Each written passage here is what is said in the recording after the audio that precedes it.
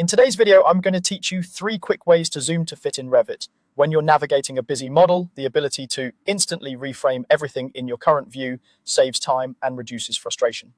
Zoom to fit, also known as zoom to extents, pulls all visible elements of your active view into frame so you can see the entire model or drawing area at once. This works consistently in floor plans, elevations, sections, sheets, and 3D views. The fastest way is with the keyboard. Simply press Z, then E.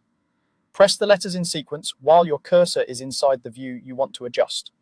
Revit immediately zooms to the extents of all visible elements and centers them on screen. Because it's a direct command, it's ideal for rapid navigation, especially when you've zoomed way in, panned off to one side, or lost track of where you are. It doesn't affect view properties like scale on a sheet. It only adjusts your on-screen framing. If your office uses customized shortcuts, remember that Z then E is the default for zoom to fit. If you prefer clicking, use the navigation bar. Look to the side of your view for the navigation tools, click the zoom drop down and choose zoom to fit. This does exactly the same thing as the shortcut and is helpful if you're still learning key commands or want a visible confirmation of the action. It's also a reliable option when demonstrating to others, since the menu path makes your intent clear. Another quick method is with your mouse. Hover over the active view and double-click the mouse wheel. Revit recenters and fits the view automatically.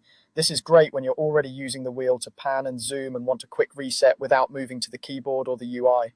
A clean double-click works best. If you press and hold, Revit will pan instead. Keep in mind that this is a view-level action, so make sure you're clicked into the view you want to adjust.